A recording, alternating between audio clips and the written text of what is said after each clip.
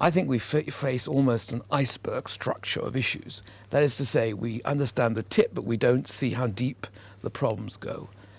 We face three core sets of challenges.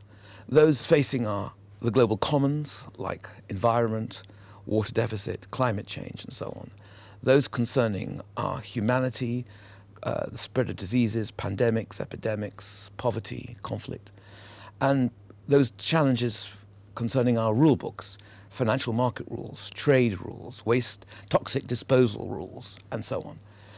And at every level now, we know at least one thing, that the nation state is no longer adequate alone to resolve these common, almost global issues in most cases. By global, I simply mean they are trans-border, intercontinental in scope and form, and that they bite deeply into the well-being and the future well-being of populations across the world. So we know that nation states alone can't handle these problems, but we also know that nation states and the history of nation states collaborating together to meet these challenges is not good. I'd just like to pick up on four briefly. I think we live at a moment of parallel crises in global governance in the world. I call these parallel worlds. If you think of financial market regulation, we are faced with serious questions about what the future rules will be of financial market regulation, but we're nowhere near coming up with adequate solutions.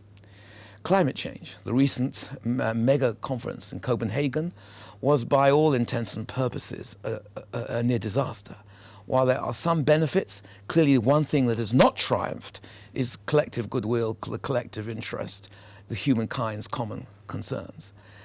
Take trade regulation and trade rules. The Doha round is making no progress and is stalled.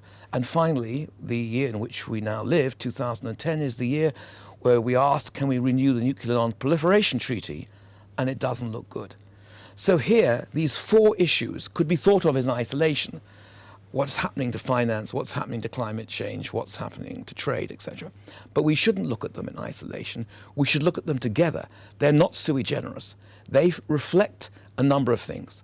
They reflect a global shift in the world. That is a shift, it isn't away from the nation state, but it makes the nation state no longer the adequate silo container to resolve these problems. They create profound transboundary issues which escape the control of existing mechanisms of accountability and control. And they raise questions about the capacity of human beings to collaborate across border, which is profound. But this is a time when the ways in which we've done business in the world, the 1945 multilateral settlement, is running out of steam. It is no longer representative. It freezes the power structure of 1945 into its core institutions.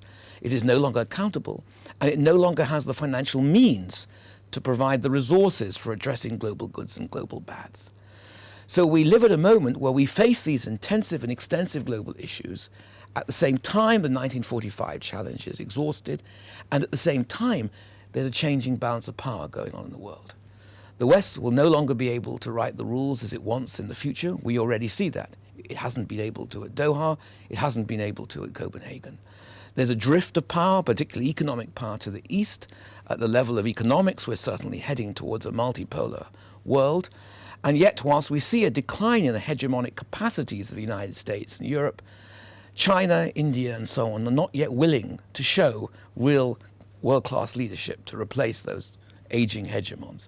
So we live in a moment of potential stagnation in global decision-making with huge conflicts and problems of coalition building and so on, just at that time when we need coherence and capacity at the governance level the most. So we don't need a crystal ball. We witness the weakening of the multilateral 1945 system. We see a change in the balance of global power. Will we be able to reforge a rule-based multilateral order around these tests, trade, finance, climate change, and so on, or will we not? I suspect we'll know the answer to that very soon, but at the moment, it doesn't look good. Increasingly, we live in a global age.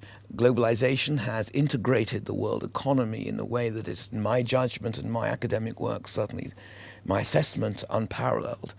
At the same time, whilst the level of, we might say, economics, climate change, communication, and so on, we have increasingly trans-border issues and processes, the politics of identity and representation remains stubbornly rooted to territory and locality. So there's a paradox, a world of growing integration, and yet at the same time, a world of identity politics and representative politics that remains rooted to territory.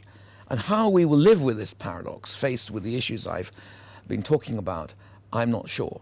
But they certainly raise questions about coalition building to resolve pressing issues. You would think, for example, that climate change at Copenhagen would be a sufficiently pressing issue to bring people together. And at some level, Copenhagen was a celebration of changing balance of power across the world, the capacity of the world to talk about a common set of issues, climate change and the threat of climate change. At the same time, we see precisely the playing out of the paradox, the global issue, fragmented sovereignty, fragmented representation, and powers vying to secure their own advantage in any future deal about climate change. I think at the end of the day, you can only make progress there if you make it politically, and you can only make it if people accept that they live in a world of overlapping communities of fate, as I call it, where the fate and fortunes of peoples of individual countries are acknowledged to be bound up with those of others. We've made progress, but this century will soon see whether that progress has been fast enough. Always think that the world is not just led by deterministic structural processes, or as Karl Marx put it, by the play out of economic contradictions, or as others have put it, by the play out of political contradictions, or some others would say by the play out of evolutionary trends and tendencies. There's a great deal of indeterminacy in politics. Choices can be made. Few imagined that after George Bush, Barack Obama would be elected. And whatever difficulties he now faces, and they are serious and severe, that shift in politics is nonetheless very significant. But we see historically that leadership matters, good ideas matter. Throughout the modern period and the period we're entering now, political figures like Machiavelli, Hobbes, Locke, and others have all contributed concepts in politics that have shaped the discourse of their times. I think good research by parallel, leading ideas, the debate about ideas, is the only way in which ultimately human beings can come to discover what it is that they're capable of, to generate ways of thinking about how to make progress, and in finding a common language of progress. So research is critical in all these respects, fundamental research, applied research, and so on.